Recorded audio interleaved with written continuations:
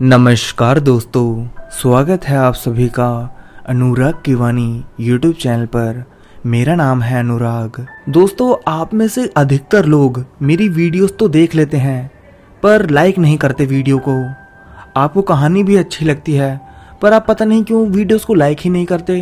तो दोस्तों, इस कहानी को शुरू करने से पहले, यानी कि आज की कहानी को शुरू करने से पहले अभी के अभी वीडियो को लाइक कर दो, तब आप कहानी को सुनिएगा। क्योंकि अगर दोस्तों आप लाइक करोगे तभी यूट्यूब मेरी वीडियोस को आगे रिकमेंड करेगा। आप भी देख सकते हैं मेरे चैनल पर जाकर, 1-2 हफ्ते से मेरी वीडियोस पर व्यूज़ ही नहीं आ रहे हैं। तो दोस्तों प्लीज़ लाइक कर दो और जैसी कहानी ख़त्म हो जाए करे, अगर आपको अच्छी लगे बुरी लगे कुछ भी, तब भी कमेंट कर दिया करो। अगर बेकार लगी तो बेकार कमेंट कर दिया करो, अच्छी लगे तो अच्छे कमेंट कर दिया करो। और अगर वीडियो बेकार लगे, कहानी बेकार लगे तो डिसलाइक भी कर दिया करो। पर कुछ ना कुछ तो करो ज़रूर। लाइक करो अगर अच्छी लगे, बेकार लगे तो डिसलाइक करो, कुछ ना कुछ तो करो प्लीज़ दोस्तों। तो चलिए दोस्तों, आज की कहानी को शुरू करते हैं। आज की कहानी हमें वैष्णवी वर्मा ने भेजी है। तो दोस्तों हेडफोन्स लगाइए और इस कहानी को अपनी आंखों के सामने इमेजिन करके सुनिएगा। एक कार तेज रफ्तार से घने जंगलों को चीरती हुई तेजी से बढ़ी जा रही थी। लगभग आधी रात का समय हो रहा था। अचानक से उस कार में बैठी औरत ने अपनी कार एक अनजाने रास्ते पर बढ़ा दी। वो रास्ता शहर को अलग करता था। ये कार अनजाने रास्ते पर क्यों चल पड़ी है? उस रास्ते पर रात के समय तो क्या, दिन के समय भी कोई नहीं जाया करता। वो रास्ता मौत का रास्ता है। पर फिर भी वो कार तेजी से रफ्तार पकड़े बढ़ती चली जा रही थी। अचानक से कार में बैठी औरत ने ब्रेक मारा। वो लगभग शहर को क्रॉस कर चुकी थी और शहर से दूर एक शमशान भूमि पर आ गई थी। उसने कार को साइड में लगाया और नीचे उतर गई। उस औरत के चेहरे पर गुस्सा और बदला साफ साफ नजर आ रहा था। वो शमशान भूमि की ओर बढ़ने लगी। शमशान भूमि में रात के समय भी बहुत सी चिताएं जल रही थी और इन चिताओं के बीच एक अघोरी अपनी तपस्या में लीन था। पूरे शरीर में राख लगी हुई औरत अघोरी की ओर बढ़ने लगी। आज अमावस्या की रात थी तो सब जगह घना अंधेरा था। अघोरी के पास पहुंचकर वो सामने हाथ जोड़ के बैठ गई। अघोरी अभी अभी तपस्या में लीन था। उस औरत ने बोला, बाबा मुझे आपकी सहायता की आवश्यकता है, मुझे यक्षिणी विद्या सीखनी है। तभी अघोरी ने अपनी आंख खोली और उस औरत से पूछा, तुम जानती भी हो ये कौन सी विद्या है? औरत बोली, बाबा मैं आपके पास बहुत मन से आई हूँ, कृपया करके मेरी मदद करें। उस अघोरी का नाम चित्रकूट था, जो काली विद्याओं से सिद्ध था। अघोरी बोला, सुनिधि तुम्हें इन सब की क्या जरूरत है? वो औरत हैरान रह गई अघोरी की बात सुन के, क्योंकि उसने अपना नाम अभी तक बताया नहीं था। अघोरी के चेहरे पर कुटिल मुस्कान आ गई। अघोरी बोला, हैरानी की बात नहीं है ये, बोले तुम्हें क्या काम है? सुनिधि ने कहा, बाबा मुझे यक्षिणी विद्या सीखनी है। बाबा ने कहा, तुम्हें पता है ये विद्या क्या है? सुनिधि बोली, बाबा मुझे मेरे सवालों के जवाब चाहिए जो सिर्फ उसी से मिल सकते हैं। बाबा बोले, यक्षिणी विद्या इतनी आसान नहीं है। सुनिधि ने कहा, इसलिए तो मैं आपके पास आई हूँ, सिर्फ आप ही हैं जो मेरी मदद कर सकते हैं और मुझे मेरे सवालों का जवाब दिला सकते हैं। अघोरी दृढ़ स्वर में बोला, एक बार और सोच लो, क्योंकि यक्षिणी विद्या इतनी भी आसान नहीं। और एक बात और, अगर तुम्हारे आवाहन पर यक्षिणी आ जाती है तो एक बात का ध्यान रखना, वो जाति स्वयं की इच्छा पर है। सुनिधि ने कहा, मुझे सब शर्तें मंजूर हैं, मुझे बस मेरे सवालों के जवाब चाहिए, फिर चाहे मुझे उसके लिए कुछ भी ही क्यों ना करना पड़े। अब मैं वो सब नहीं बर्दाश्त कर सकती। सुनिधि की बातों से उसके पक्के इरादे मालूम पड़ रहे थे। पूरे जगह एक अजीब सी शांति थी। शायद ये कुछ बुरा होने से पहले की शांति थी। अघोरी अपनी जगह से उठा और सुनिधि को अपने साथ आने का इशारा करा। अघोरी सुनिधि को एक कमरे में लेकर गया जहां पर तांत्रिक की सामग्री रखी थी। उसने अपने हाथ से इशारा करके सुनिधि को अपने सामने बैठने को कहा। सुनिधि आगे आ गई। अघोरी ने कहा, तुम्हें यक्षिणी विद्या सीखनी है, उससे पहले तुम्हें ये पता करना होगा कि यक्षिणी होती क्या है। आओ बैठो। इस संसार में भगवान ने कई योनियां बनाई हैं, जैसे देवता, इंसान, यक्ष, यक्षिणी, गंधर्व, राक्षस, दैत्य आदि। इन योनियों में से सबसे शक्तिशाली योनि देवता की होती है, और जिनके पास कोई शक्ति नहीं होती वो होते हैं इंसान। इंसान अपनी घोर तपस्या से कोई भी शक्ति प्राप्त कर सकता है, पर कुछ शक्तियाँ अच्छी होती हैं, कुछ बुरी। किसी के द्वारा आबाद होता है, किसी के द्वारा बर्बाद। तुम्हें खुद से निश्चित करना होगा। यक्ष और यक्षिणियाँ ना बुरी शक्तियाँ हैं ना अच्छी, पर वो बहुत सी शक्तियों के प्रदाता हैं। अगर वो किसी पर प्रसन्न हो जाते हैं तो उसको बहुत लाभ होता है। हमारे ग्रंथों के हिसाब से यक्ष और यक्षिणियाँ शिव के आधारक होते हैं। शिव के आधारक कुछ अच्छे होते हैं, कुछ बुरे, पर इसका मतलब ये नहीं कि सब बुरे ही होते हैं। यक्षिणी विद्या को करने के लिए तुम्हें ये बात पहले ही जाननी होगी कि अगर एक बार यक्षिणी आ गई तो उसे वापस भेजना नामुमकिन है, क्योंकि वो आती तो दूसरे के आह्वान पर है, पर जाती खुद की ही इच्छा पर है। यक्षिणी सिद्ध हो जाने से कार्य बड़ी आसानी से हो जाते हैं और साथ ही बुद्धि तीव्र हो जाती है। मनुष्य कठिन से कठिन समस्याओं को क्षण मात्रा में दूर कर सकता है और दूसरे का मन का गुप्त हाल जान सकता है, और जो भी कुछ मुंह से कहता है सत्य हो जाता है। अनेक प्रकार के चमत्कार यक्षिणी द्वारा दिखाकर मनुष्य को अपने वश में कर लेता है, और पूरे संसार में कोई उसका दुश्मन नहीं रहता। ये लाभ यक्षिणी विद्या के हैं, परंतु कुछ हानि भी है। सुनिधि कहती है, बाबा मुझे मेरे सवालों के जवाब चाहिए, फिर चाहे मुझे कितनी भी समस्या उठानी पड़े। अघोरी कहता है, ठीक है, मैं तुम्हारी अवश्य मदद करूंगा, परंतु तुम्हें उससे पहले ये बात पक्की करनी पड़ेगी कि तुम अपनी कही बात से मुकर नहीं सकती, और यक्षिणी आवाहन को बीच में नहीं रोक सकती। अगर तुमने इसे बीच में अधूरा छोड़ा तो तुम्हारा सब बर्बाद हो जाएगा और भयंकर तबाही मचेगी। सुनिधि कहती है, मुझे सब शर्तें मंजूर हैं बाबा, बस आप मुझे यक्षिणी सिद्धि सिखा दीजिए। अघोरी कहता है, ठीक है। यक्षिणी कुल 14 प्रकार की होती हैं।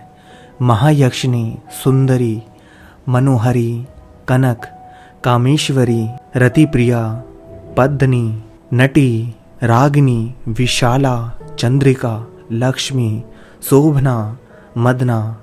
इन सभी यक्षिणियों के कार्य अलग अलग होते हैं और तुम्हें तुम्हारे सवालों के जवाब चंद्रिका से मिलेंगे। बाबा आप बताइए मुझे, मैं कैसे उसे प्रश्न करूं? अघोरी कहता है, उसकी विधि के लिए तुम्हें 13 दिन के लिए एक अकेले अंधेरे कमरे में तप करना होगा। अघोरी ने उससे कहा, जब दिन अपनी अंतिम समय में हो उस समय से तुम्हें अपनी पूजा का आरंभ करना होगा। सुनिधि ने कहा, बाबा मैं आज से ही अपनी तपस्या शुरू करूंगी और मैं चंद्रिका यक्षिणी को प्रसन्न करके रहूंगी। अघोरी उसे विद्या की सारी जानकारी और करने के तरीके बताता है। सुनिधि कहती है, बाबा इससे चंद्रिका यक्षिणी प्रसन्न तो हो जाएगी, मुझे मेरे सभी सवालों का जवाब तो मिल जाएगा ना? अघोरी गंभीर स्वर में कहता है, तुम्हारी तपस्या जितनी प्रभावशाली और सच्ची होगी और जितना तुम उसे मन से करोगी अवश्य ही तुम्हारा कार्य सफल होगा, पर तुम्हें ध्यान रखना होगा कि तुम्हें कोई ये करते हुए देख ना ले। तुम्हें ये सब चीज छुपा के करनी होंगी, तभी तुम्हारी तपस्या सफल होगी। सुनिधि कहती है, मैं सभी बातों का ध्यान रखूंगी बाबा, अब मैं चलती हूँ, मुझे तैयारी भी करनी है। सुनिधि अघोरी का आशीर्वाद लेती है तो अघोरी उसे सफल होने का आशीर्वाद देता है। सुनिधि वहां से चली जाती है। अघोरी सोचता है कि क्या अनर्थ होने वाला है, पर इंसान को शक्ति की भूख क्या क्या करवाती है, ये सोचकर फिर से तपस्या में लीन हो जाते हैं। सुनिधि अपनी कार में बैठी होती है और सोचती है, अब देखती हूँ आकांक्षा तुम्हारी सच्चाई कब तक छुपी रहती है। बहुत हो गया तुम्हारी ये सच्चाई का ढोंग, अब मैं तुम्हारा सच सबके सामने लाकर ही रहूंगी। कुछ महीनों पहले सभी तैयारियों में बिजी थे। नई बहू की मुंह दिखाई जो थी, आज मोहल्ले की सभी औरतें जो आने वाली थी। शादी का घर है और सुनिधि अभी तक तैयारियां पूरी तक नहीं हुई। सुनिधि और आकांक्षा की सास संतोषी जी ने कहा, सुनिधि ने कहा, माफ कीजिएगा माँ जी, बस मैं 1 मिनट में लाई, जल्दी करो बहू, सभी औरतें आती ही होंगी। बस हो गया माँ जी, सभी तैयारियां हो गई हैं, मैंने सभी खुद सामने होकर करवाई हैं। ये है अग्रवाल परिवार, शहर का जाने माने परिवारों में से एक। मुंबई जैसे बड़े बड़े शहरों में इनका बिजनेस फैला हुआ है। 2 लड़के हैं और दोनों ही बिजनेस संभालते हैं। कल उनके छोटे लड़के की शादी थी, उसी की रस्म चल रही थी। थोड़ी देर बाद सारी रस्में पूरी हो जाती हैं तो संतोषी जी कहती हैं, बड़ी बहू आकांक्षा को उसके कमरे में छोड़ आओ, आज पूरे दिन काम करते करते थक गई होगी और तुम मेरे कमरे में आओ। ये कहकर वो अपने कमरे में चली जाती है और सुनिधि आकांक्षा को उसके कमरे में छोड़कर चली आती है। अपनी सास के कमरे में जाती है तो संतोषी जी कहती हैं, बहू तुम आगे का काम देख लेना, मैं बहुत थक गई हूँ, मैं सोने जा रही हूँ। यहाँ सुनिधि भी पूरे दिन काम करके थक गई थी, लेकिन उसे ही अभी सारा काम समेटना था। वो नीचे जाकर सारा काम करवाने लगी। ऐसे करके दिन निकलने लगे और धीरे धीरे करके सभी लोग आकांक्षा से घुल मिल गए। सब उसकी बातों और व्यवहार से बहुत खुश थे। अब पूरा परिवार आकांक्षा की ही तारीफ करने लगा। सुनिधि पर अब कोई भी ध्यान नहीं देता था, जिससे सुनिधि को बहुत बुरा लगता था। उनकी सास अब आकांक्षा की ही तारीफें पूरे दिन करती और पूरे दिन उसी के साथ रहती। सुनिधि आकांक्षा को देखकर जलने लगी और कहती कि पता नहीं इस लड़की ने आते ही कौन सा जादू कर दिया सब पर कि सब लोग अब इसके ही नाम का जाप करते हैं। धीरे धीरे ये चिढ़ गुस्से में बदलने लगी। अब सुनिधि कोई न कोई बहाने ढूंढकर आकांक्षा की गलतियां निकालने लगी, पर अब उससे भी कोई फायदा नहीं होता। सब आकांक्षा की ही तरफदारी करते। एक दिन आकांक्षा अपने कमरे में अपनी मम्मी से बात कर रही थी। उसकी मम्मी ने पूछा, सब ठीक चल रहा है ना वहाँ? आकांक्षा बोली, हाँ मम्मी, यहाँ सब बहुत अच्छे हैं। उसकी मम्मी बोली कि बस एक बात का ध्यान रखना, कभी भी वो बात बाहर नहीं आनी चाहिए, चाहे कुछ भी क्यों ना हो जाए। ये राज राज ही रहना चाहिए, समझी? आकांक्षा बोली, हाँ मम्मी, वो मेरा पास था और मैं उसको कब का भूल चुकी हूँ। ऐसा बोल के वो चुप हो जाती है, पर पीछे खड़ी सुनिधि सब बातें सुन लेती है और सोचती है, इसकी कौन सी ऐसी बात है जो ये हमसे छुपा रही है। सुनिधि सोचने लगती है और उसके कमरे से चली जाती है। जब आकांक्षा नीचे आती है तो सुनिधि उसे रोकती है और कहती है, तुम ऊपर अपनी मम्मी से क्या बात कर रही थी? तो आकांक्षा उसे बातों में उलझा देती है और कुछ भी बातें बना देती है। सुनिधि सोच में पड़ जाती है कि ऐसी क्या बात है जो ये हमसे छुपा रही है। इसके बाद से सुनिधि आकांक्षा पर नजर रखने लगी थी, पर तो भी उससे कुछ नहीं मिलता। वो बहुत कोशिश करती है, पर फिर भी उसे कुछ हाथ नहीं लगता। एक दिन वो किसी के मुंह से यक्षिणी विद्या के बारे में सुनती है कि यक्षिणी विद्या के द्वारा हम बहुत कुछ कर सकते हैं। सुनिधि बहुत खुश हो जाती है और इस चीज के बारे में सर्च करने लगती है, तो उससे बातों बातों में अघोरी के बारे में पता चलता है। अब वर्तमान समय में सुनिधि का ध्यान नहीं था। अचानक से उसके सामने से कोई और गाड़ी आ जाती है तो वो जल्दी से ब्रेक लगाती है। वो किसी सोच में गुम थी। सुनिधि ने कहा, आज अमावस्या की रात है और पूर्णिमा की रात तक यक्षिणी विद्या पूर्ण हो जाएगी। सुनिधि घर पहुंचती है तो सभी उसका इंतजार कर रहे होते हैं। सब उससे पूछते हैं कि तुम कहाँ गई थी? तो सुनिधि कहती है कि मैं माँ जी की सेहत के लिए मंदिर गई थी। वहां मुझे बाबा मिले और उन्होंने मुझे बताया कि अगर मैंने 15 दिन उपवास किया और उसके साथ पूजा की तो माँ जी जल्दी ही स्वस्थ हो जाएंगी। सभी सुनिधि की बातों में विश्वास कर लेते हैं। वो सबसे झूठ बोल के अपनी विद्या पूरी करना चाहती थी। उसने सबको बताया कि इस पूजा को करने के लिए मुझे 15 दिन एक कमरे में अकेले तप करना होगा और बिना कोई भोजन के। पहले तो सबने मना किया, लेकिन सुनिधि की जिद के आगे सब हार गए, पर उसकी आखिर में बात मान ली। सुनिधि ने अमावस्या की अगली रात से प्रक्रिया शुरू की और ध्यान रखा कि कोई भी उस पूजा में विघ्न ना डाले। उसने सबको ये बात कही कि उसे इन दिनों कोई भी परेशान ना करे और मेरी पूजा के बीच में ना आए।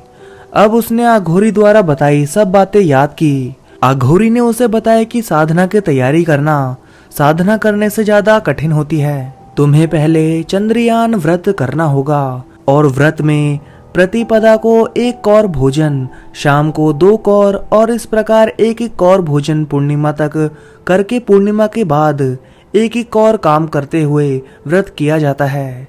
इस साधना में केवल 1 कौर भोजन के अलावा कुछ नहीं लिया जाता।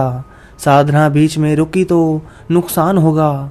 सुनिधि ने सभी तैयारी कर ली और आज चंद्रयान की रात से पहले पूर्णिमा तक साधना के लिए बैठ गई। धीरे धीरे साधना कठोर होती गई। सुनिधि तो तपस्या में लीन रही। उसने सारी प्रक्रिया उचित ढंग से की। आज साधना का अंतिम दिन था और यक्षिणी के आने का भी। जैसे ही सुनिधि ने आज की तपस्या पूरी की, वैसे ही उसके सामने पड़े दिए की लो हिलने लगी। सुनिधि ने देखा कि ना तो कहीं हवा चल रही थी, ना कुछ और। उसे पता चल गया कि चंद्रिका आ रही है। अचानक से सामने पड़ा दिया बुझ गया। सुनिधि डर गई, लेकिन उसने फिर भी दिया जलाया और अपने हाथ में खंजर लेके थोड़ा सा हाथ काट दिया। जैसे ही खून की बूंद दिए पर पड़ी, सामने से एक साया प्रकट हुआ। सुनिधि समझ गई कि यक्षिणी आ चुकी है। बाहर अचानक से मौसम खराब हो गया। आंधी तूफान आने लगी। वहां से शमशान में बैठे अघोरी ने आंखें खोली और कहा कि आ गई यक्षिणी बर्बादी लेकर। सुनिधि ने जब देखा कि साया साफ हो रहा है, उसने पूछा, क्या तुम मेरे सवालों का जवाब दोगी? आवाज आई, हाँ, तुमने मुझे बुलाया है, मैं तुम्हारे सभी सवालों का जवाब दूंगी। लेकिन उससे पहले तुम्हें एक काम करना होगा। अपने घर के बाहर जाकर ये गुड़िया जमीन में गाड़नी होगी और इस पर एक कील लगानी होगी। सुनिधि गुड़िया लेकर अपने घर के बाहर के बगीचे में जाकर गाड़ दी। जब वो वापस लौटी तो देखा कि बाहर की तुलसी मुरझा गई है, लेकिन उसने ध्यान नहीं दिया और जाकर खाना खाने लगी। जब सब सो गए तो वो छत में जाकर यक्षिणी को याद करती है तो चंद्रिका प्रकट होती है और सुनिधि उससे सवाल पूछती है। वो यक्षिणी जाकर उसके कानों में सारे जवाब बोल देती है। यक्षिणी केवल उसे ही दिखती है जिसने उसे बुलाया होता है। सुनिधि को अब सभी सवालों के जवाब पता चल गए थे और अगले दिन उसने ये सारी बातें अपनी सास ससुर और देवर को भी बता दिया। जब उन लोगों ने सुना तो सब लोग गुस्से में आ गए।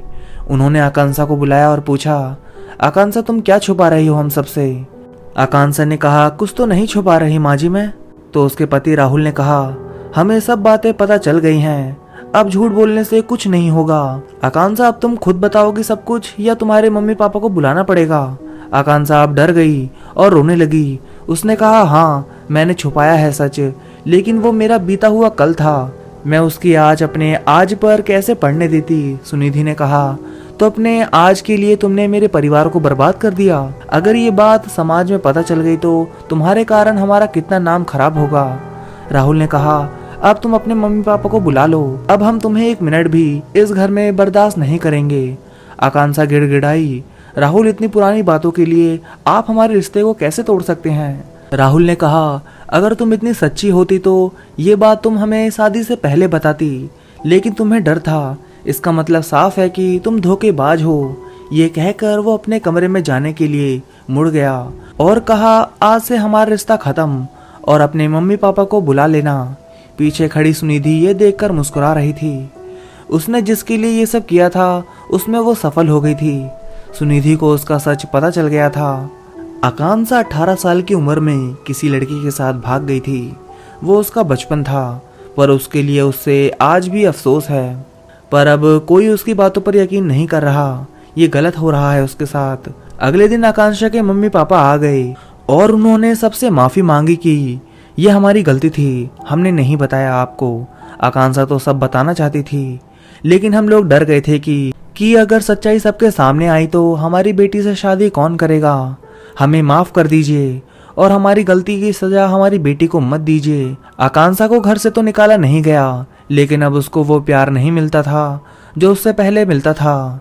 कोई अब उससे ज्यादा बात भी नहीं करता था। ये सब देख के सुनिधि बहुत खुश थी। ऐसे ही चंद्रिका उसे लालच देने लगी, उससे गलत काम करवाने लगी, क्योंकि चंद्रिका को सुनिधि के अलावा कोई देख नहीं सकता था। एक दिन सुनिधि किचन में काम कर रही थी कि तभी उसकी साड़ी में अचानक से आग लग गई। उसे पता भी नहीं चला। तभी पीछे से आती आकांक्षा ने ये देख लिया। भाभी हटिए वहां से, आपकी साड़ी में आग लग गई है, आप हिलिएगा मत, मैं पानी लेकर आई। सुनिधि बहुत घबरा गई थी और किचन से बाहर की ओर भागी। वो सब उसकी आवाज सुनकर बाहर आए तो सब उसे देखकर डर गए। उतने में ही आकांक्षा पानी की बाल्टी लाई और उस पर डाल दी और आग बुझ गई। जैसे ही सबने देखा कि आकांक्षा ने क्या किया तो उसको देखकर सब खुश होने की बजाय उसकी सास ने कहा, ये सब तुम्हारा ही किया धरा है ना, तुमने ही जलन के कारण सुनिधि के कपड़ों में आग लगाई है ना। जब इतना गंदा आरोप उस पर लगा तो उसकी आंखें नम हो गई। वो रोने लगी और कहने लगी, मैंने कुछ नहीं किया माँ जी, भाभी के तो कपड़ों में आग खुद लगी है। सुनिधि ने मन में सोचा, मैंने इसके साथ कितना बुरा किया है, लेकिन इसने फिर भी मेरी जान बचाई। कैसी इंसान हूं मैं, कितना बुरा किया इसके साथ। नफरत की आग ने मुझसे क्या क्या करवा लिया, अपना हंसता खेलता परिवार बर्बाद कर लिया। तभी उसके कानों में आवाज आई कि जैसा तुम चाहती थी वैसा ही हुआ है। अब तुम ये क्यों सोच रही हो, कहीं तुम्हारे मन में उसके लिए दया तो नहीं आ गई। सुनिधि ने कहा, इससे तुम्हें कोई मतलब नहीं होना चाहिए। उसने कहा, जिसके लिए मुझे बुलाया है वो काम मैं करके रहूंगी। तुमने मेरा अपमान किया है, तुम्हें इसका खामियाजा भुगतना पड़ेगा। ये कहकर यक्षिनी गायब हो गई। उसने जाकर सुनिधि और आकांक्षा के ससुर के कान में जाकर कहा कि तुम्हें बालकनी से गिरना था। ये सुनकर उसके ससुर अवचेतन अवस्था में चले गए और बालकनी से गिर गए और उसी जगह उनकी सांसें उखड़ गई, प्राण पखेरु उड़ गए। चंद्रिका ने खूनी खेल खेलना शुरू कर दिया, क्योंकि अगर कोई उसकी बात नहीं मानता है तो वो उसका सब कुछ बर्बाद कर देती है। ससुर की मौत के बाद सब भार दोनों बेटों पर आ गया, पर चंद्रिका ने उनके बीच भी फूट डाल दी। दोनों एक दूसरे के खून के प्यासे हो गए थे। यक्षिनी ने अनर्थ करना आरंभ कर दिया था, लेकिन अब कुछ किया नहीं जा सकता था। सुनिधि अपने किए पर बहुत पछता रही थी, पर उसे पता था कि यक्षिनी को भेजना नामुमकिन है, लेकिन यक्षिनी सबको नुकसान पहुंचा सकती थी, लेकिन जिसने बुलाया होता है उसको नहीं नुकसान पहुंचा सकती थी। इसी कारण वो उसके परिवार को नुकसान पहुंचा रही थी। सुनिधि का हंसता खेलता परिवार बर्बाद हो गया था। ससुर के मौत के बाद सास संतोषी जी पागल सी हो गई थी। ये भी चंद्रिका का ही किया धरा था। दोनों भाई एक दूसरे के खिलाफ हो गए थे। एक दिन सुनिधि ने हिम्मत करके सारा राज आकांक्षा को बता दिया। आकांक्षा तो ये सुनकर हैरान रह गई। उसने पूछा, मैंने क्या बिगाड़ा था भाभी, जो आपने मेरे साथ ऐसा किया? मैं तो आपको हमेशा अपनी बड़ी बहन मानती थी। सुनिधि अपने किए पर बहुत शर्मिंदा थी। उसने कहा, मुझे माफ कर देना आकांक्षा, मैंने मेरे गुस्से के कारण सब बर्बाद कर दिया। अब उन्हें कुछ भी करके ये सब खत्म करना था। आज पूर्णिमा की आखिरी रात थी। आकांक्षा ने कहा, भाभी हमें कुछ भी करके इसे भेजना ही होगा, लेकिन आपके बताए अनुसार ये अपनी इच्छा से जाती है, अब हमें ही कुछ करना होगा। आकांक्षा और सुनिधि ने कुछ सोचा और आकांक्षा ने बाहर जाकर गड़ी हुई गुड़िया निकाल दी। सुनिधि ने कहा, जहाँ साधना की थी वहाँ अभी भी दिया जल रहा था। वो वहाँ गई और जाकर चंद्रिका को याद करने लगी। तभी पीछे से आकांक्षा भी आ गई। वाहन पर चंद्रिका आ गई तो सुनिधि ने कहा, अब तुम जा सकती हो, अब तुम्हारा यहाँ कोई काम नहीं है। यक्षिनी ने कहा कि मैं तुम्हारे बुलाने से यहाँ आई हूँ, लेकिन जाऊंगी अपनी इच्छा से। सुनिधि ने कहा, तुमसे आखिरी बार कह रही हूँ, मेरे परिवार को छोड़ दो और चली जाओ यहाँ से। यक्षिनी क्रोधित हो गई और उसने कहा, मैं तुम्हारी मर्जी से नहीं जाऊंगी, सब बर्बाद करके जाऊंगी। ऐसा कहकर वो आकांक्षा की ओर बढ़ने लगी। उतने में सुनिधि उसके सामने आ गई और कहा, तुम्हें इसे नुकसान पहुंचाने से पहले मुझे मारना होगा। यक्षिनी ने उसका गला दबोच दिया। उतने में सुनिधि ने प्लेट में रखा अभिमंत्रित सिंदूर उस पर डाल दिया और गंगा जल छिड़क दिया। यक्षिनी जलने लगी। उतने में आकांक्षा ने गुड़िया पर लगी कील हटा दी। तभी वो यक्षिनी उसमें समा गई और फिर आकांक्षा ने वो कील वापस गाड़ दी। दोनों जल्दी से बाहर निकले और एक नदी के पास जाकर वो गुड़िया बहा दी। उन्हें यक्षिनी से छुटकारा तो मिल गया था, लेकिन अब तक सब कुछ बर्बाद हो चुका था। सुनिधि को अपने किए का बहुत पछतावा था, पर बहुत देर हो चुकी थी। वहीं से कुछ दूरी पर अघोरी ने आंख खोली और कहा, मैंने बताया था कि वो बर्बादी लेकर आएगी, पर तुम नहीं मानी। अभी तो वो कैद हो गई है, लेकिन उसको कैद रख पाना मुश्किल है। वो गुड़िया बहकर कहाँ जा रही थी ये तो पता नहीं, लेकिन जहाँ भी जा रही थी बर्बादी बनकर। आज मैं आप सभी के लिए लेकर आ गया हूँ सब्सक्राइबर्स की भेजी एक सच्ची और डरावनी कहानी।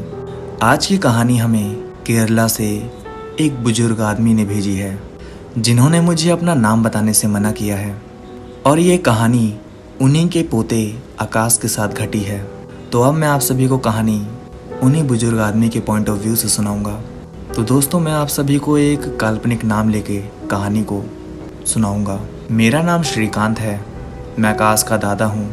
आज से करीब 2 साल पहले आकाश केरला आया था। वह दिल्ली से केरला आ रहा था। आकाश का बचपन और जवानी दिल्ली में बीता था। वो सबरीमाला कुछ दिनों के लिए आ रहा था, जो कि केरला में है। वो अपना मन बहलाने के लिए आ रहा था। उसे सबरीमाला के बारे में ज़्यादा जानकारी नहीं थी। आकाश ने सुबह करीब 7 बजे फ़ोन किया और कहने लगा, दादू मैं सबरीमाला बस स्टैंड पे आ गया हूँ। आप कहाँ हो? कब तक आओगे मुझे लेने? मैंने कहा बस तू थोड़ी देर रुक, मैं आता हूँ। आकाश बस स्टैंड के पास चाय वाली की दुकान पे मेरा इंतज़ार करने लगा। तभी अचानक बारिश होने लगी। बारिश काफ़ी ज़ोरों से हो रही थी। इसी वजह से मैं आकाश तक पहुंच नहीं पाया। आकाश ने मुझे फ़ोन किया और कहने लगा, दादू आप मत आओ, मैं ही चल के आ जाता हूँ। बारिश में भीग के बीमार नहीं होना आप। मैंने कहा तुझे यहाँ के बारे में पता नहीं है, तू रुक मैं आता हूँ। पर आकाश बहुत जिद्दी था। उसने कहा मैं चला आऊँगा, आप मत आओ। आखिरकार मुझे मेरे पोते के सामने झुकना पड़ा। आकाश ने मुझे मना ही लिया। आखिरकार मैं आकाश को लेने नहीं गया और आकाश वहीं चाय वाली की दुकान पे बारिश रुकने का इंतज़ार करने लगा। चाय वाले ने कहा, यह बारिश आज नहीं रुकने वाली है, कब तक इंतज़ार करोगे? जाओ भीगते हुए, वरना रात तक इंतज़ार करना पड़ेगा और रात में यहाँ घूमना सही नहीं है। आकाश मन मौजी था। चाय वाले की बात सुनकर आकाश बोला, क्यों रात में शेर आते हैं क्या, जो घूमना मना है? चाय वाले ने कहा, शेर नहीं, यक्षिणी घूमती है यहाँ। आकाश हंसते हुए बोला, ये कौन सा जानवर है भला? दिल्ली के चिड़ियाघर में कभी इस जानवर को नहीं देखा। चाय वाला बोला, तुमने कभी यक्षिणी के बारे में नहीं सुना है क्या? आकाश बोला, नहीं तो, ये जानवर कैसा दिखता है? चाय वाला बोला, यक्षिणी एक औरत है। आकाश पेट पकड़ के हंसने लगा और बोला, बाप रे, तुम लोग एक औरत से डरते हो? तुम लोगों को शर्म नहीं आती क्या? चाय वाला डरावनी मुस्कान के साथ बोला, शहरी दिखाई पड़ते हो, भगवान से यही मनाना कि यक्षिणी से पाला ना पड़े, वरना कहीं के नहीं रहोगे। आकाश बोला, ऐसा क्या है तुम्हारी यक्षिणी में जो रात में घूमना मना है, और तुम सब उससे डरते क्यों हो? चाय वाला बोला, अभी फ़ोन पे किससे बात कर रहे थे? आकाश बोला, मैं तुमसे क्या पूछ रहा हूँ और तुम उल्टा मुझसे ही सवाल कर रहे हो। मेरे दादू थे, उन्हीं से ही बात कर रहा था। क्यों, कोई परेशानी है क्या तुम्हें? चाय वाले ने कहा, उनसे ही पूछ लेना यक्षिणी किस बला का नाम है। इतना कहने के बाद आकाश कुछ देर सोच में पड़ गया। ये चाय वाला पागल हो गया है शायद, कुछ भी बकता है। चाय वाला फिर से बोला, अपने दादू से पूछ लेना। ये चाय वाला पक्का पागल है, मैं इसके पास और रुकूंगा तो मैं भी इसकी तरह बहकी बहकी बातें करने लगूंगा। आकाश फौरन ही भीगते भीगते घर की ओर निकलने लगा। आकाश थोड़ी दूर गया ही था कि चाय वाला पीछे से चिल्लाया, अरे रोड से जाओ, कच्चे रास्ते से मत जाओ, वहाँ खतरा है। पर आकाश ने चाय वाले को पागल समझा और रोड से जाने के बदले कच्चे रास्ते से जाने लगा। देखते ही देखते बारिश और तेज हो गई। आकाश कुछ ही सेकंड में पूरी तरह भीग चुका था।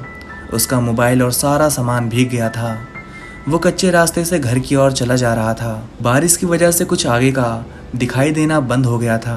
आकाश को तभी कुछ ऐसा लगा कि कुछ दूर सुपारी के पेड़ के पास एक लड़की खड़ी है, पर बारिश की वजह से कुछ दिखाई नहीं दे रहा था। आकाश ने 1-2 बार आवाज लगाई, अरे कोई है वहाँ? क्या ये श्रीकांत जी का घर है? यहाँ से कितना दूर है?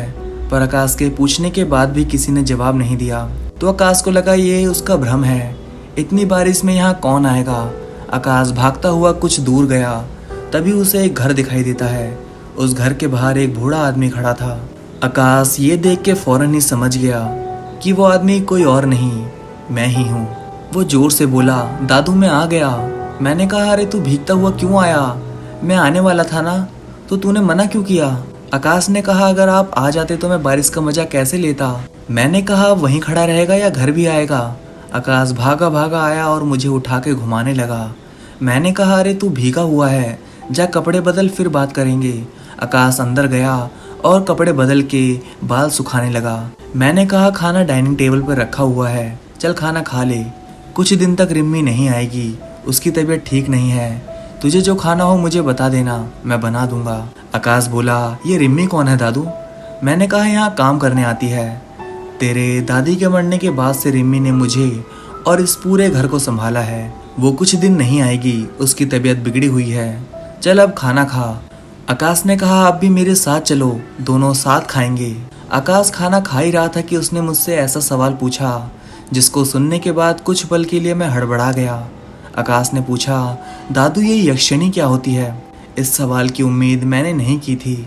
मैं अचंभे में था कि आकाश ने फिर से कहा, दादू ये यक्षिणी क्या होती है? मैंने गुस्से से कहा, खाना खा चुपचाप। आते ही सवाल करने लगा, खाना खा अभी, बाद में बात करना। पर आकाश समझ गया था कुछ तो बात है जो दादू बताना नहीं चाहते हैं। इसलिए आकाश ने कहा, दादू आप बताओ वरना मैं खाना नहीं खाऊंगा। उसका जिद देख के मुझे गुस्सा आ रहा था। पर आकाश ने कहा, वो चाय वाला बोला रात में ज़्यादा घूमना नहीं, सब उससे डरते हैं। और जब मैंने चाय वाले से पूछा यक्षिनी कौन है, तो वो बोला अपने दादू से पूछ लो, वही बताएंगे। मैंने कहा तू उसकी बात पे ध्यान मत दे, यक्षिनी एक औरत है जो लोगों को फांस लेती है और काम निकलने के बाद वो उस आदमी को मार देती है।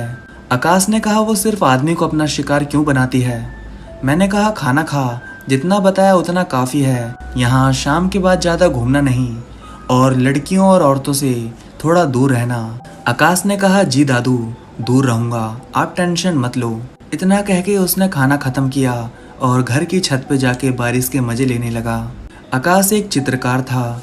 वो छत पे जाके अपनी पेंसिल और पेपर के साथ कुछ बनाने की कोशिश कर रहा था, पर कोई अच्छा दृश्य ना होने की वजह से बार बार वो शुरू कर रहा था और थोड़ी देर में वो पेपर फाड़ के फेंक रहा था। काफी देर तक उसके साथ यही हो रहा था, पर थोड़ी देर बाद बारिश कम हुई। हल्की हल्की बारिश की बूंदों में अब साफ साफ सब कुछ दिखाई पड़ रहा था। आकाश की नज़र एक पेड़ के पास गई। उसने देखा वहाँ एक खूबसूरत लड़की खड़ी है और वो लड़की पेड़ से सुपारी तोड़ने की कोशिश कर रही है। आकाश को एक अच्छा दृश्य मिल गया उसके चित्र के लिए। उसने अपनी पेंसिल उठाई और उस लड़की और उसके आसपास का चित्र बनाने लगा। आकाश की नज़र पेपर पे कम और उस लड़की पे ज़्यादा थी। तभी अचानक से मैंने आवाज़ दिया, आकाश बेटा मैं बाजार जा रहा हूँ कुछ सामान लाने, तू अब नीचे आ जा। आकाश जैसे ही पलट के बोला, हाँ दादू आ रहा हूँ, तभी उस पेड़ के पास से वो लड़की गायब हो गई थी। आकाश सोच में पड़ गया, ये कहाँ गई? मेरी तस्वीर पूरी भी नहीं हुई थी और ये कहाँ भाग गई? आकाश मायूसी के साथ नीचे आया और बोला, मैं भी चलूँगा। पर मैंने कहा, जब से तेरी दादी की मौत हुई है तब से मैंने इस घर को अकेला नहीं छोड़ा है, तू यहीं रुक, मैं जाके आता हूँ। आकाश ने कहा, दादू आप तो घूम के आओगे, मैं यहाँ बैठे बैठे बोर हो जाऊँगा। तभी मैंने कहा, तू हमारे बागों में घूम ले, वहाँ कई पेड़ पौधे और फल है। आकाश ने कहा, हाँ हाँ जाओ आप, मैं टाइम पास कर लूँगा। मैं आकाश को घर पे अकेले छोड़ के बाजार सामान लेने चला गया। आकाश ने सोचा कब तक घर में बैठ के दादू का इंतजार करूँ, यहाँ कुछ करने को भी नहीं है, क्यों ना मैं बागों में घूम आऊँ। आकाश अपनी पेंसिल और पेपर लेके बागों की ओर बढ़ चला। वो इतने सारे पेड़ पौधे और फल देख के हैरान हो गया। उसने सोचा दादू अकेले रहते हैं, इतना फल और बाकी चीज़ों का दादू क्या करते होंगे। आकाश सोच ही रहा था कि उसे एक आवाज़ सुनाई दी। वो आवाज़ किसी के चलने की लग रही थी। आकाश फौरन ही अपने आसपास देखने लगा। वो चौकन्ना हो गया था। उसे लगा मेरे आसपास कोई सांप है। वो सावधानी से अपने कदम बढ़ाने लगा। उसे एक पेड़ के पीछे से हलचल सुनाई दे रही थी। उसे लगा उस पेड़ के पीछे एक सांप है। आकाश ने पास में रखा एक बड़ा सा लकड़ी का टुकड़ा उठाया और वो लेके धीरे धीरे आगे चलने लगा। तभी अचानक से वो लड़की सामने आई और उसे सांप समझ के आकाश ने उसे मारना शुरू कर दिया। बिना देखे आकाश उसे मारने लगा। मारते समय आकाश ने अपनी आंखें बंद कर रखी थी। वो लड़की जोर से चिल्लाई, अरे दिखता नहीं है क्या, क्यों मार रहे हो मुझे? लड़की की आवाज़ सुनते ही आकाश रुक गया और जब उसने आंखें खोली तब उसने वही लड़की देखी जिसकी वो तस्वीर बना रहा था। आकाश उस लकड़ी के टुकड़े को फेंक कर बोला, मुझे लगा कोई सांप है इसलिए मैंने तुम्हें मारा। मैं सांपों से डरता हूँ, इसी वजह से मैंने आंख बंद कर रखी थी, मुझे माफ़ कर दो। वो लड़की बोली, मैंने तुम्हें कुछ देर पहले भी देखा था, तुम छत के ऊपर से मुझे घूर रहे थे, क्या इरादा है तुम्हारा? आकाश बोला, तुम गलत समझ रही हो, मैं एक चित्रकार हूँ, ये देखो मैं तुम्हारी और आसपास के पेड़ों की तस्वीर बना रहा हूँ। आकाश ने कहा, मेरा नाम आकाश है, मैं आज ही दिल्ली से आया हूँ, तुम यहाँ क्या कर रही हो, क्या नाम है तुम्हारा? वो लड़की बोली, मेरा नाम यक्षा है, तुम बिना मुझसे पूछे मेरी तस्वीर कैसे बना सकते हो? आकाश बोला, पहले तो तुम्हें जानता नहीं था पर अब तो जानता हूँ, अब तो तुम्हारी तस्वीर बना ही सकता हूँ, सही कहा ना मैंने? यक्षा बोली, नहीं, तुम बिना मेरे इजाज़त के मेरी तस्वीर नहीं बना सकते। आकाश उससे मनाने लगा, अरे इतना क्या हुआ, मान जाओ, बस थोड़ा सा समय जाएगा।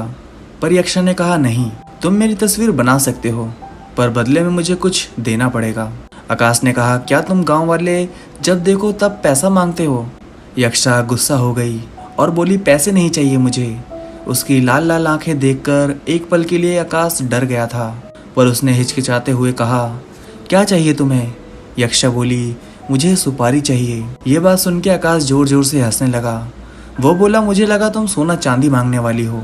तुमने मांगा तो क्या मांगा? सुपारी? ये मेरा ही बाग है, जितनी सुपारी चाहिए उतनी ले लो।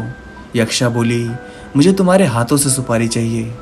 आकाश बोला, मैंने अपने हाथों में पेपर पेंसिल पकड़ी हुई है, मैं कैसे तोड़ के दूं? यक्षा ने कहा, लाओ अपना सामान मुझे दो और जाओ तोड़ के लेके आओ।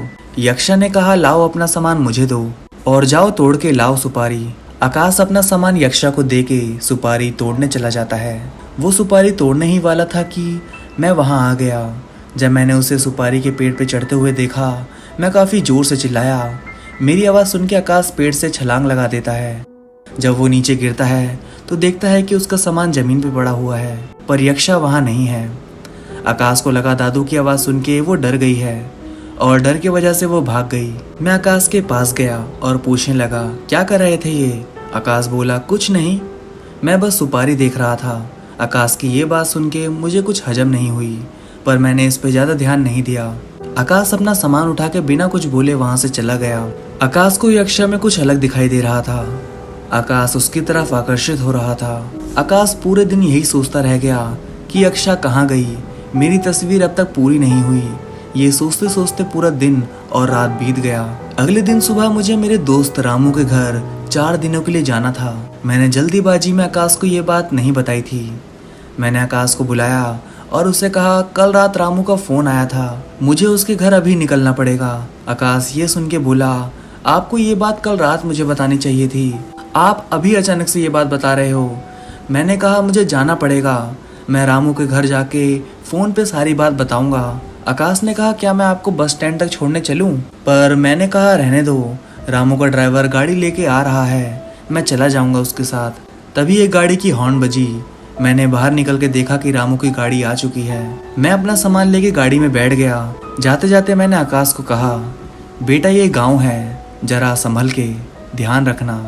आकाश ने कहा, हाँ दादू, आप जाओ, मैं अपना ख्याल रख लूँगा। इतना कह के मैं वहाँ से निकल गया। फिर उसके बाद आकाश घर में जाके नाश्ते के लिए कुछ बनाने लगा। उसने नाश्ता बनाया और खाने बैठ गया। वो नाश्ता खा ही रहा था कि उसकी नज़र उसकी अधूरी तस्वीर पे पड़ी। उसे देखकर आकाश को फिर याद आ गया कि मेरी तस्वीर अब तक अधूरी है। आकाश ने नाश्ता वहीं छोड़ दिया और पेंसिल और पेपर लेके फिर उस जगह पे चला गया जहाँ उसे कल यक्षा मिली थी। आकाश यक्षा का चेहरा याद करने लगा, पर उसे कुछ खास याद नहीं आ रहा था। काफी देर तक आकाश परेशान होता रहा, पर तभी उसे किसी की आवाज़ सुनाई दी। परेशान हो? कुछ याद कर रहे हो क्या? आकाश समझ गया ये यक्षा है। आकाश ने कहा, कल मेरे दादू आए और तुम गायब हो गई, क्यों, कहाँ चली गई थी? यक्षा बोली, तुम्हारे दादू से बहुत डर लगता है, वो काफ़ी गुस्सैल हैं, जब देखो तब गुस्सा करते रहते हैं। आकाश ने कहा, हाँ, उम्र हो गई है, इसी वजह से वो गुस्सा थोड़ा ज़्यादा ही करते हैं। यक्षा ने कहा, तस्वीर पूरा हुआ या नहीं? आकाश बोला, नहीं, अब आई हो तो कुछ देर यहीं रुको, मैं चित्र बना लेता हूँ, फिर तुम कल की तरह भाग जाना। यक्षा ने कहा, नहीं, पहले सुपारी दो, फिर मैं तस्वीर बनाऊंगी। पर आकाश ने कहा, सुपारी देने के बाद भाग गई तो मेरी तस्वीर अधूरी रह जाएगी, पहले तस्वीर पूरी करवाओ, फिर सुपारी मिलेगी। यक्षा मान गई और आकाश उसकी तस्वीर बनाने लगा। दरअसल यक्षा बहुत ज़्यादा खूबसूरत और आकर्षक थी, उसे जो देख ले बस देखता ही रह जाए। आकाश का ध्यान पेपर में कम और यक्षा पे ज़्यादा था, वो बार बार उसे ही देखे जा रहा था। काफ़ी देर के बाद आकाश ने तस्वीर बना ही ली। जब उसने यक्षा को दिखाई तो उसने कहा, मैं इससे ज़्यादा खूबसूरत हूँ, तुम्हें तस्वीर बनाने नहीं आती है। आकाश इस बात से गुस्सा हो जाता है और कहता है, एक तो इतनी मेहनत से बनाई है, ऊपर से तुम कह रही हो अच्छी नहीं बनी है। यक्षा बोली, गुस्सा मत हो, अच्छी बनी है, मैं तो मजाक कर रही थी।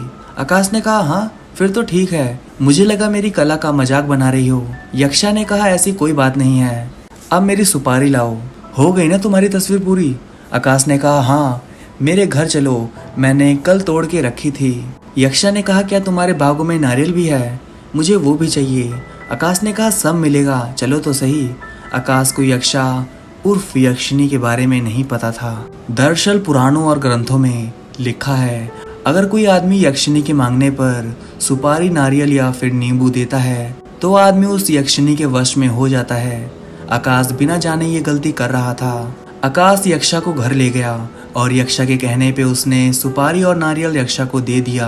आकाश को यक्षा पहले से मनमोहिनी लगती थी, पर जैसे ही आकाश ने सुपारी और नारियल यक्षा को दिया, उसके बाद से आकाश को अब यक्षा कुछ ज्यादा ही भाने लगी थी। यक्षा अपने सम्मोहन क्रिया से आकाश को अपने वश में कर लेती है। ऐसा लग रहा था जैसे आकाश कठपुतली है जो यक्षा के कहने पे चल रहा था। यक्षा सुपारी और नारियल लेके वहां से जाने लगती है, पर आकाश कहता है मत जाओ, मेरे पास ही रुको।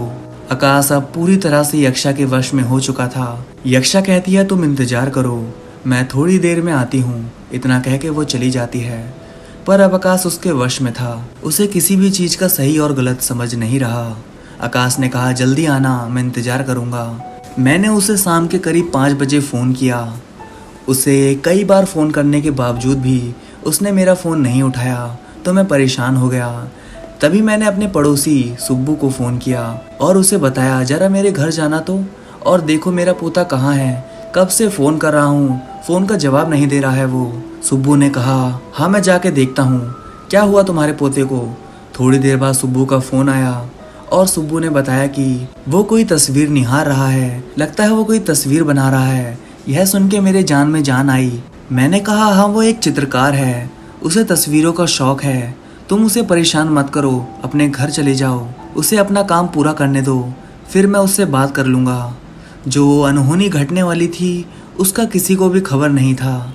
मुझे यह सब आम बात लगी, पर अब मेरा पोता यक्षिणी के वश में है ये मुझे पता नहीं था। आकाश पूरी शाम उस तस्वीर को देखता रह गया। ना तो उसने कुछ खाया और ना तो उसने कुछ पिया।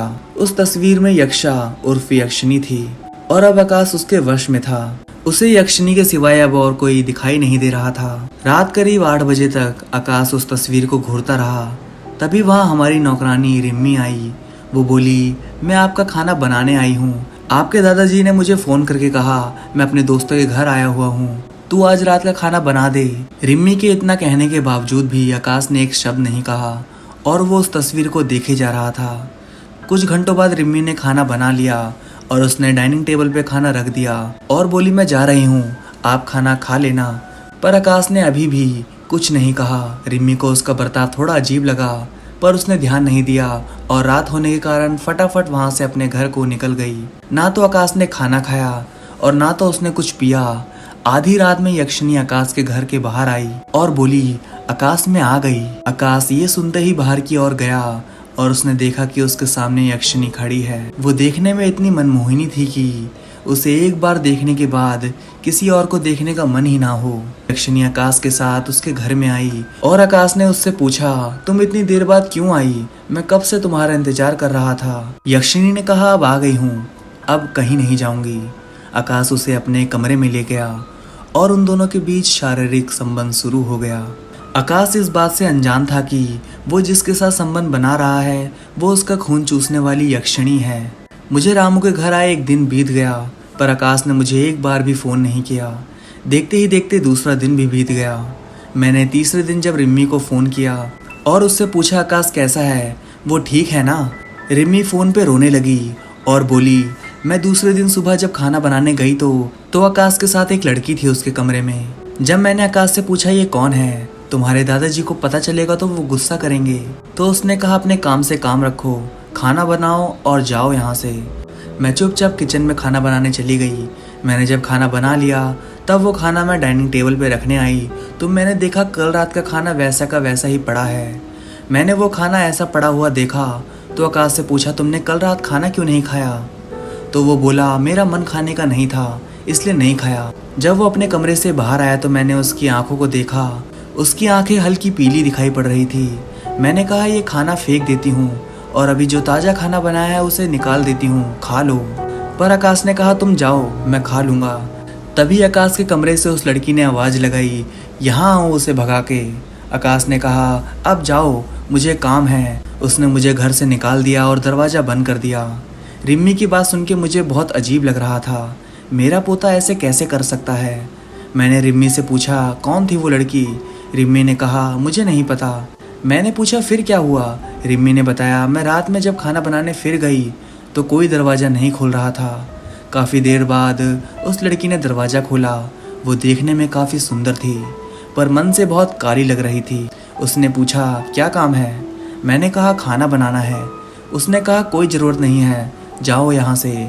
मैंने कहा, हटो यहाँ से, खाना बनाना है। मैं ज़बरदस्ती घर में घुस गई। मैंने देखा कि डाइनिंग टेबल पे सुबह का खाना अब तक रखा हुआ है। मैं गुस्से से आकाश के कमरे में गई और मैंने देखा कि आकाश की हालत ख़राब है। उसकी आंखें पीली थी और उसके शरीर का चमड़ा सिकुड़ रहा था। मैंने कहा, आकाश, तुमने 2 दिन से खाना क्यों नहीं खाया है? आकाश ज़्यादा बोलने की हालत में नहीं था। आकाश ने कहा, यक्षा, यहाँ आओ और इसे भगाओ यहाँ से। मैंने कहा, तुम्हारी हालत ठीक नहीं है, चलो दवा लेने। पर तभी वो यक्षा नाम की लड़की आई और उसने मेरा हाथ पकड़ के मुझे कमरे से बाहर निकाल दिया और बोली, जाओ यहाँ से, अब आने की कोई ज़रूरत नहीं है यहाँ। तभी आकाश ने कहा, कल से मत आना, जाओ अब यहाँ से। इतना कहने के बाद मैं जा रही थी, तभी मुझे किसी चीज़ के गिरने की आवाज़ आई। जब मैं दरवाजे की ओर वापस गई तो मैंने देखा आकाश और वो लड़की शारीरिक संबंध बना रहे हैं। ये देखते ही मैं फौरन वहाँ से भाग आई और वो सब मुझसे बर्दाश्त नहीं हुआ। रिम्मी की ये बात सुन के मैं दंग रह गया। मैं सोच रहा था कि मेरा आकाश ऐसा नहीं कर सकता, पर उसने ये सब कर दिया, एक गैर लड़की के साथ संबंध बना लिया। मैंने सोच लिया मैं कल ही अपने घर वापस जाऊंगा। अगले दिन सुबह होते ही मैं अपने घर के लिए रवाना हो गया। दोपहर तक मैं अपने घर पहुंच गया। जब मैं घर के बाहर पहुंचा तो मैंने देखा बाहर का दरवाज़ा खुला हुआ है। मैं ये देख के हैरान था कि मेरा पोता इतना लापरवाह कैसे हो सकता है। मैं फ़ौरन ही घर के अंदर गया। मैंने डाइनिंग टेबल पे खाना और एक तस्वीर देखी। वो तस्वीर काफ़ी मनमोहक थी, उसे बस देखने का मन कर रहा था। पर तभी मुझे आकाश के कमरे से कुछ आवाज़ आई। जब मैं उसके कमरे के पास गया तब मुझे शारीरिक संबंध बनाने की आवाज़ सुनाई दे रही थी। ये सुन के मेरे पैरों तले ज़मीन खिसक गई। मैं सोच रहा था मेरा पोता इतना गिरा हुआ कैसे हो सकता है। मैंने तुरंत ही दरवाज़ा ठोकना शुरू कर दिया, पर मेरे काफ़ी देर तक दरवाज़ा ठोकने के बाद भी किसी ने दरवाज़ा नहीं खोला। मैं गुस्से से आग बबूला हो गया था और अपने घर से बाहर आ रहा था। मैं जैसे ही बाहर आया मुझे मेरा पड़ोसी सुब्बू दिखाई पड़ा। वो मेरी तरफ ही भागा आ रहा था। वो आकर बोला, जब से आप गए हो तब से आपका पोता कहीं गया ही नहीं, और तो और उसने कई बार सुपारी तोड़ के एक लड़की को दिया है। ये बात सुनते ही मैं डगमगा सा गया। मुझे जिस बात का डर था वो हो गया। सुब्बू ने बताया एक लड़की कुछ दिनों से आपके घर में है और वो हमेशा आकाश के साथ रहती है, और तो और आपकी नौकरानी रिम्मी ने उन्हें संबंध बनाते हुए देखा था। ये सुनते ही मैं अपने घर में गया और डाइनिंग टेबल से वो तस्वीर बाहर लेकर आया और सुब्बू से पूछा, क्या ये वही लड़की है? सुब्बू बोला, हाँ यही है वो। आकाश कल छत पे आया था, उसकी आंखें पीली पड़ गई है, उसका शरीर सिकुड़ रहा है, आप कुछ कीजिए। मैं सोच में पड़ गया, क्या करूं अब। तभी मुझे याद आया, मेरी बीवी का भाई सुरेन एक सिद्ध ज्ञानी है, मुझे इसके बारे में फ़ौरन उसे बताना चाहिए। मैं सुब्बू को लेके फ़ौरन ही निकल पड़ा। 2 घंटे बाद मैं अपनी बीवी के भाई सुरेन के पास पहुंच गया। मुझे देख वो हैरान रह गए। उन्होंने कहा, अरे तुम्हारा मुंह लटका हुआ क्यों है और तुम्हारा चेहरा फीका क्यों पड़ा है? मैंने कहा, मेरा पोता आकाश दिल्ली से सबरीमाला आया हुआ है। ये बात सुन के सुरेन बहुत खुश हुआ। उसने कहा, कहाँ है वो, मुझे भी मिलना है उससे। मैंने उन्हें बताया कि आकाश यक्षिणी के चंगुल में फंस गया है। ये सुनते ही सुरेन के पैरों से ज़मीन खिसक गई। वो ये सुनने के बाद बेसुध हो गया। मैंने कहा, मेरे पोते को उसके चंगुल से बचा लो, वरना वो आकाश को जान से मार देगी। सुरेन ने कहा, कितने दिन हो गए आकाश को उसके चंगुल में फंसे हुए? मैंने कहा, 3 दिन से ज़्यादा हो गया है। सुरेन ने कहा, इतना समय बीत गया और तुम ये बात मुझे अब बता रहे हो? मैंने कहा, मुझे भी थोड़ी देर पहले ही ये बात पता चली है। सुरेन ने अपने शिष्य से कहा, गंगा जल और शुद्ध लोहे की छड़ी की व्यवस्था करो जल्द से जल्द। कुछ देर बाद गंगा जल और लोहे की छड़ी लेकर सुब्बू और सुरेन मेरे घर के लिए निकल पड़े। हमें घर पहुंचते पहुंचते शाम हो गई। जब हम घर पहुंचे तब हमने देखा कि घर का दरवाजा अब भी खुला है। हम सीधे अंदर गए। हमने देखा कि वो यक्षिणी आकाश का खून चूस रही है। उसका डरावना और खूंखार चेहरा देख के हम सब डर गए। ये देखने के बाद सुरेन ने गंगा जल उसके ऊपर फेंका, पर उससे कुछ फर्क नहीं पड़ा। तभी सुरेन ने लोहे की छड़ी से उस यक्षिणी को मारा। तब जाके उस यक्षिणी ने आकाश का खून चूसना बंद किया। पर ये यक्षिणी आकाश को छोड़ के जाने का नाम ही नहीं ले रही थी। सुरेन ने कई बार यक्षिणी को लोहे की छड़ी से मारा और उसके बाद यक्षिणी एक डरावनी हंसी के साथ आकाश के कमरे से भागने लगी। कुछ दूर तक वो दिखाई दे रही थी और फिर अचानक से वो गायब हो गई।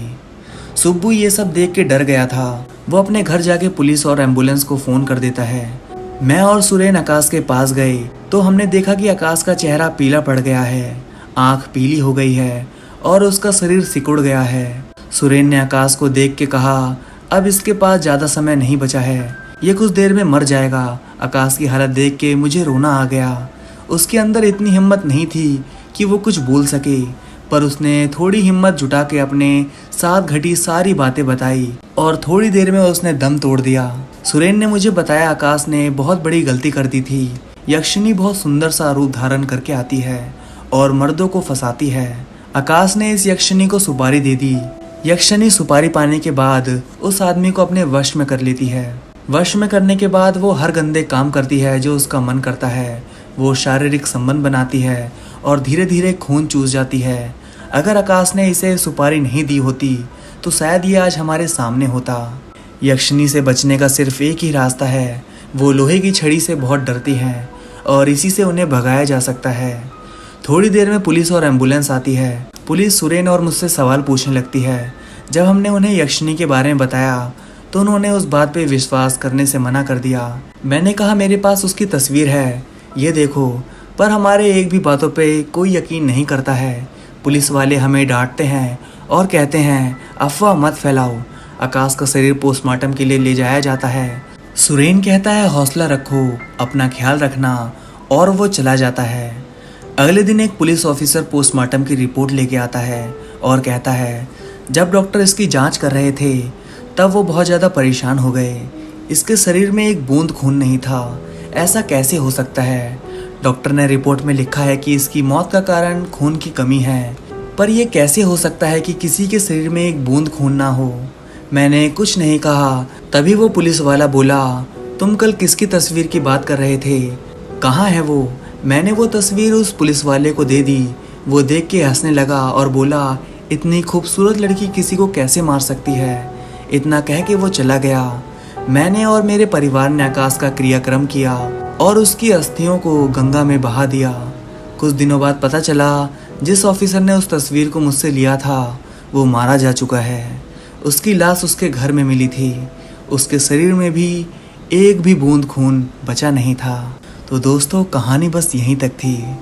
अगर आपको भी अपनी कहानी मुझे भेजनी है तो स्क्रीन पर दिए गए इंस्टाग्राम आईडी पर आप मुझे अपनी कहानी भेज सकते हैं, या फिर डिस्क्रिप्शन में दिए गए मेरे व्हाट्सएप नंबर पर भी आप मुझे अपनी कहानी भेज सकते हैं। अगर आप सभी को आज की कहानी अच्छी लगी हो तो इस वीडियो को लाइक करिए और चैनल को भी सब्सक्राइब करना मत भूलिएगा। तो मैं आप सभी से मिलता हूँ नेक्स्ट वीडियो में। तब तक के लिए धन्यवाद दोस्तों।